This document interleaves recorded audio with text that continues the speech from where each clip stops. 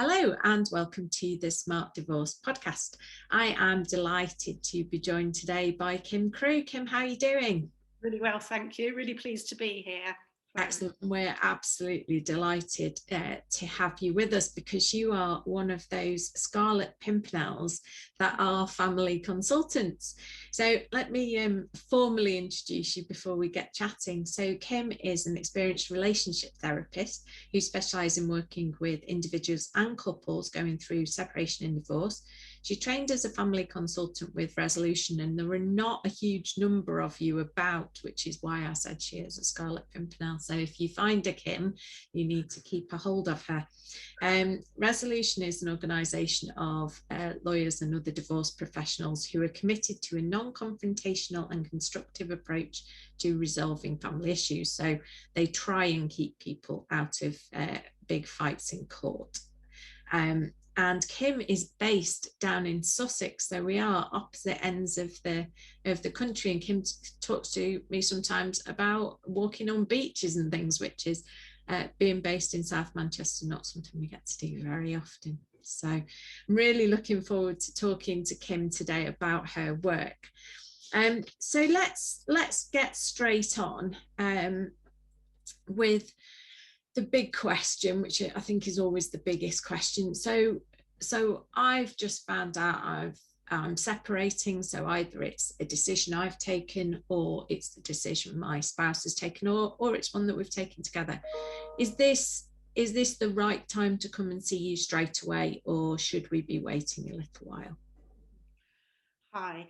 So I think to come along and see me very early on in the process is a really good in terms of timing, because I think if we can work together to begin to think how to plan the separation, how to tell the children, what to tell the children if you have children, right at the beginning is really important, because I think things can begin to escalate really quickly. And so what I would do is I would have an individual meeting with each of the couple just to find out a little bit more about what brings them here, how they've got to the decision to separate. And often we find that they might not be on the same page, that one of them might be much further ahead in the process than the other one. And if I'm going to work with them, it's really important for me to understand from them individually where they are on that journey, so that I can help the one perhaps that's further behind to catch up, and to so that they're more on the same page to begin the process. Yeah, that's really important, isn't it? And you quite often do find that couples at the beginning are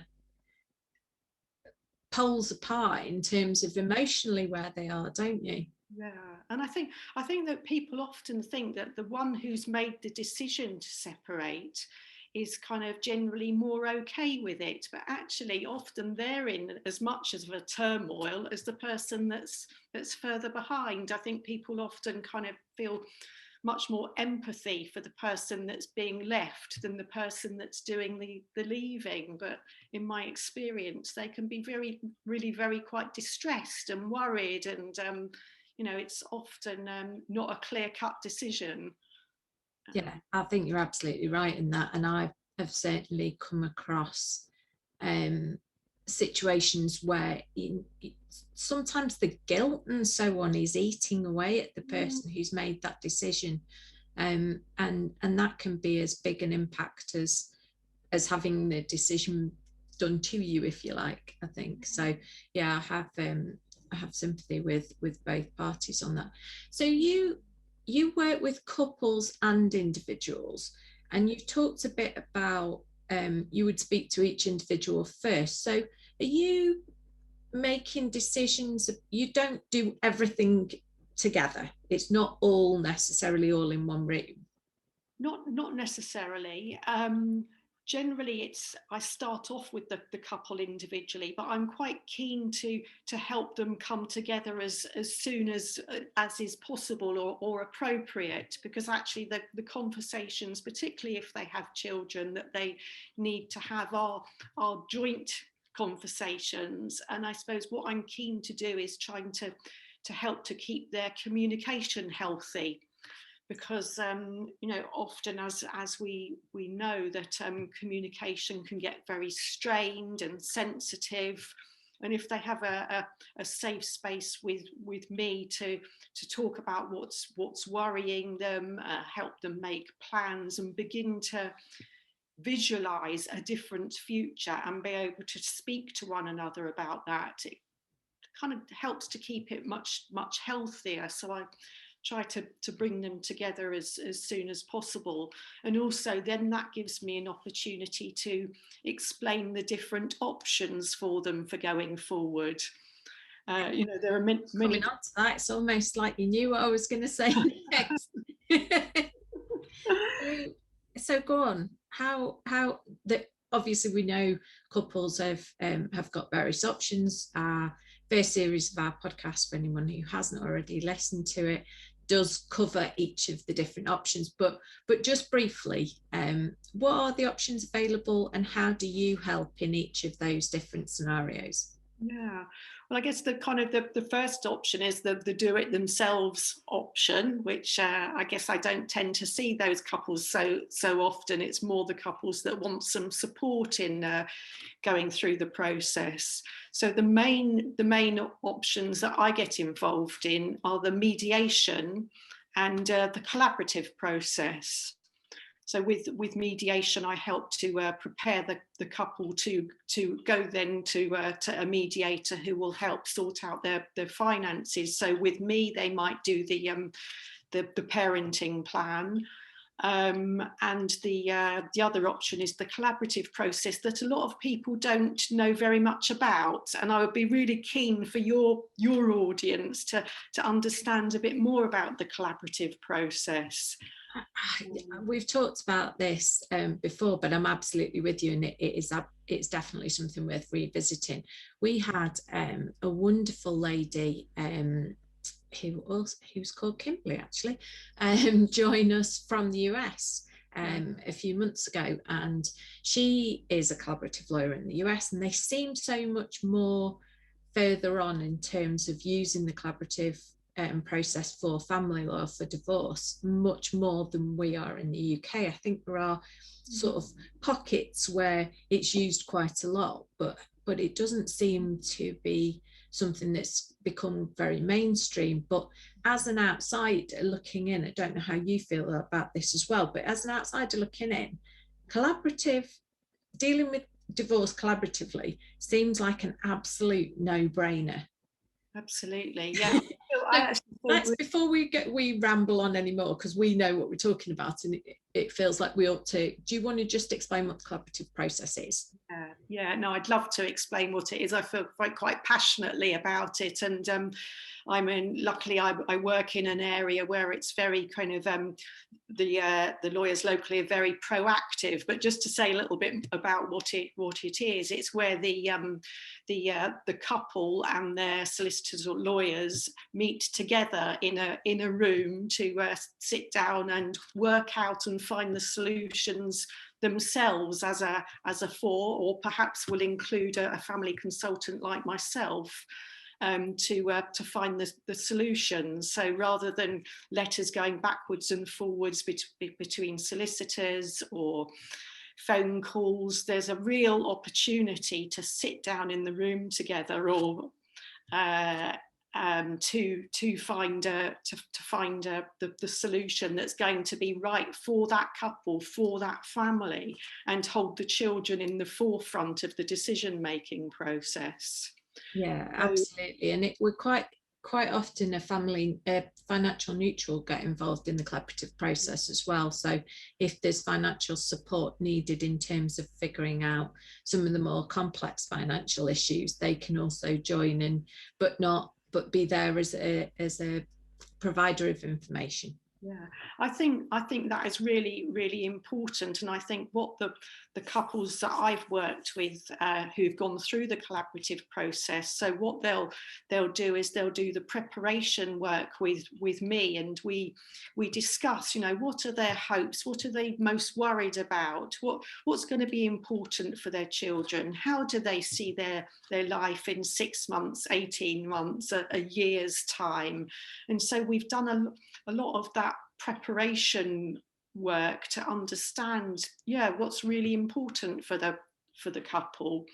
And I can also help them appoint a lawyer to work alongside them who I know will be committed to a collaborative way of working, because that's another really critical point of this process, is that both of the couple have a solicitor lawyer who is committed to a collaborative thinking and working together, and ideally the two lawyers will have experience of working together, and so therefore that's, it makes a huge difference to how it unfolds. Absolutely. I mean, the lawyers that you choose in this situation is absolutely vital. You really do need to be working together and on the same page together, not going off and choosing your own lawyers independently, because that getting the right team of people around both of you is absolutely vital. And I know that a lot of people listening may be thinking, crikey, all these people being involved, we've got a family consultant, we've got two lawyers, we've possibly got financial neutral, surely this is a hugely expensive process. Do you have any experience in terms of what that looks like? Yeah, I think you're flagging up a really important concern, because I think people do generally think, oh gosh, more people, more money. But in my experience, what it can do is it can actually cut down the number of meetings, of the collaborative meetings, by having, as you say, a financial person or myself or a pension person coming into the process. Because if often these meetings can get a bit heated and a bit difficult at times. And if then the couple can work with me outside the collaborative meeting in support of the process, then actually we can iron out things in a space with me, which is actually kind of, I guess, more cost effective in that way. If we're talking about the children, or sometimes there can be quite emotional issues connected to things like inheritance and kind of, that aren't necessarily legal, but much more emotional issues. So if we talk about them in my space, actually it can save the couple money rather than costing more money in the whole scheme of things. Yeah, absolutely. And my feeling is that it's a lower cost solution than going through the courts, and a much friendlier solution. And I also think that, unlike mediation, you do have the benefit of having somebody there who's on your side. And sometimes that's really important, to have somebody that's not you, that's not emotionally involved, but that is still fighting your corner, but trying to come to a resolution without the need for court and so on. I think, again, that's a really important point, because I think it's really helpful when the other part of the couple can hear the legal advice that is given. And I think that makes a real difference, because actually, often the collaborative lawyers, okay, they will have their client, as it were, but actually we're all sitting there working in the interest of the couple and of the family, even though, as I say, the lawyers, have their kind of client, or the client has their lawyer alongside them. But also another important point I think to make is that the couple have some control over the timing of the process. That actually, if they want this to move through quickly, we can have the meetings quite regularly, or sometimes they prefer to have them spaced out. They are the drivers of the process, very unlike the court process. So that's interesting that you say that. My experience is that lots of people who are going through separation, divorce, or dissolution of a civil partnership, we shouldn't forget that side of things as well. My experience is there seems to be a huge rush. It's almost like we need to get to the finish line as quickly as possible and just get it done. And sometimes just taking a bit more time and just breathing a bit and stepping back a bit can actually put you into a much better emotional state to start making these huge potentially life-changing decisions. Is that your experience as well? Absolutely. I think, the opportunity to take time to reflect is really critical. It's so easy to make the wrong decision when one comes from an emotional place rather than a kind of a thinking place. So often in my work, I'm encouraging couples not to spring any shocks or surprises on the other one. So often I repeat that phrase, about shocks or surprises, because that's what raises anxiety.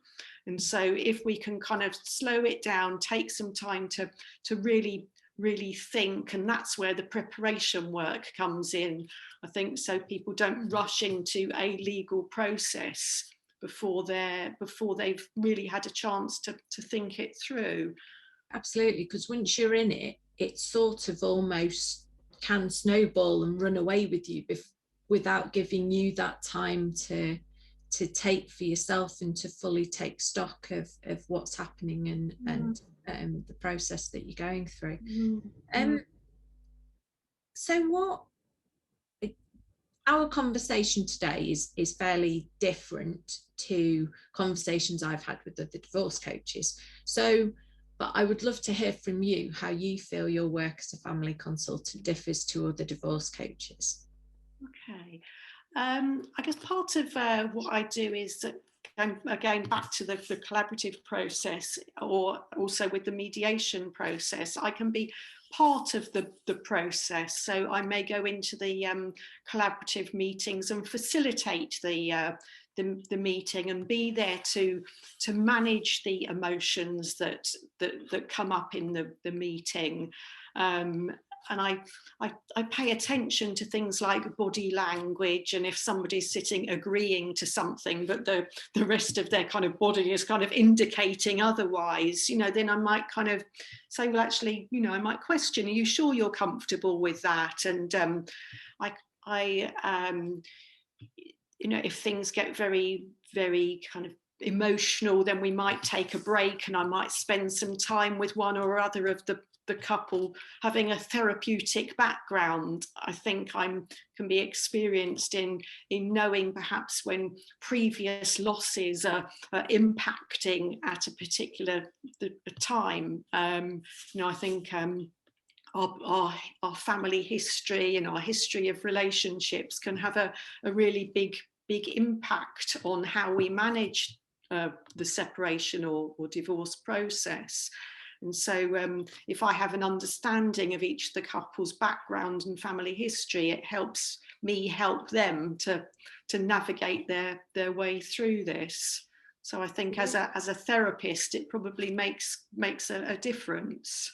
Yeah, I would say so. I can only imagine. I haven't been party to a collaborative meeting myself, but I can only imagine that they must get quite heated, and having you there to take some of the heat out of that must be incredibly valuable.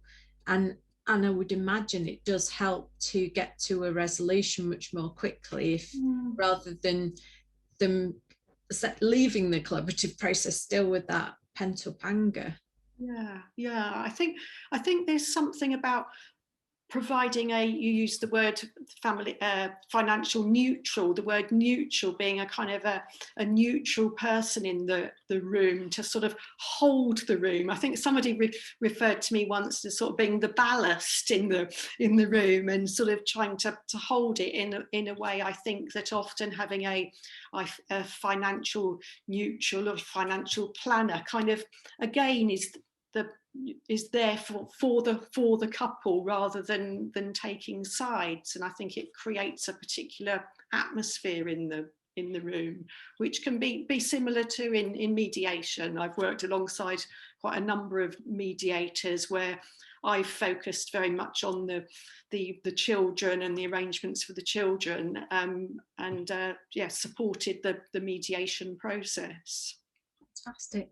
That's it's a bit like the one show that's led us beautifully into talking about arrangements for children and parenting plans. That this is something we really haven't touched on very much in the podcast, which is considering how many we've recorded now, it's quite a surprise. But talk to me about what a parenting plan is to begin with, if that's okay.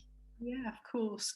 So a parenting plan is a plan that covers all sorts of aspects of the co-parenting relationship, and I think it's something that's really helpful if it's done again early on in the process. So it will cover things like where the children are going to sleep, what nights of the week, those sort of basic living arrangements. But also it covers things like pocket money, things like introducing a new partner, when to do that, how to do that, that you're going to consult with the other parent before you do that. And I think often people think, oh, we don't need to be talking about this right now, we can sort that out later. But actually to cover all these sorts of eventualities early on, I think proves really a good idea. And things like how children are going to be disciplined, as it were. Are the couple on the same page with that? Their approach to managing that. And one thing that keeps coming up is around screen time. Trying to get on the same page with their approach to screen time. And so we go through all these different aspects of a parenting plan, and then often at the end the parents might actually sign them to kind of show their agreement. And it also covers things like if one parent isn't going to be around, who else they go to for childcare. There's lots of different aspects to it, but what it does is it ensures that the children are held at the forefront of both the parents, and it really kind of lays down a groundwork for a really effective co-parenting relationship, which is what they're moving into usually. And I think that's really important to start to think about all the things that because it isn't just where are the children going to live and who's going to pay what, which I think some of the time it's sort of broken down quite basically. Who pays what? Where are the children going to live? Where are we going to live? We've done that, we're off. But also these things change over time. So does a parenting plan, so my children, as an example, were 10 and 11, I think, when we separated, and now they're almost 16 and 17. So things have changed in how that circumstance works, how our parenting often works, how they spend time with each of us. And so would that be included in the parenting plan as well? Yeah. Sometimes we anticipate when there might be a change from going to primary school or secondary school, but quite often a couple will come back and we'll do a parenting plan review and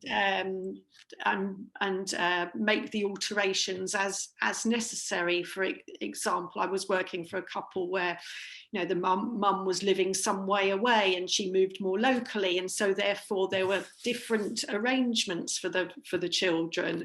And I think we do need to be aware that things do change, as you're saying, over time. So to come back and do a review, I think, can be a really helpful exercise, not just to make those changes, but also pick up if any of the for example, if communication's got a bit out of kilter, and really to revisit how the children are and what they need. It's a really good sort of, again, stop and pause and think moment. Yeah. So I really encourage couples to come back and do a review of the parenting plan.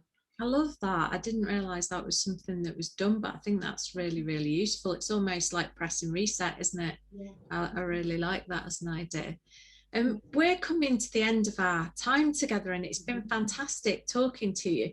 I wonder, before we go, if you've got any tips for couples who are just at the very beginning of this process. Yeah. I think one of my main tips is to take one's time before knee-jerking to get into the legal process, because I think often when people feel, say, angry or hurt, supposing they found out a partner's been having an affair or something that's created a real kind of emotional response, I think often is the pull to kind of pick up the phone and contact a lawyer and get straight into the legal process. So my first tip would just be to say, just kind of pause and think, and contact somebody like me just to talk it through before that going, pressing that legal button. And also to be mindful of who they talk to. Often, friends that can be very kind of well-meaning and but will often have some story or other experience of divorce, and will be often kind of saying, oh, you must do that, or you can try for this and get this. And whereas actually, if the couple can begin to talk with one another, things can escalate really quickly. And I suppose I'm really keen to help couples stay thoughtful and calm, and really think this through step by step. So it's something about, who be choosy about who you talk to. I love that. That's a really good tip. Anyone who wants to hear more about an example of the impact that it can have by talking to the wrong people, if you want to have a listen to the real life podcast we did with Beth Thompson, sorry, she's remarried. That's a really good example of really where friends didn't hugely help. Very, very well meaning, but yeah, really didn't help the process. So I think some brilliant tips there. I think remembering who you're talking to and trying to be kind as well is important. Kim, it's been really fantastic to talk to you. Thank you so much for joining me today. I'm absolutely sure we'll be talking to you again, because it's been a real pleasure. Thank you. It's been a real pleasure to have been invited. Thank you very much.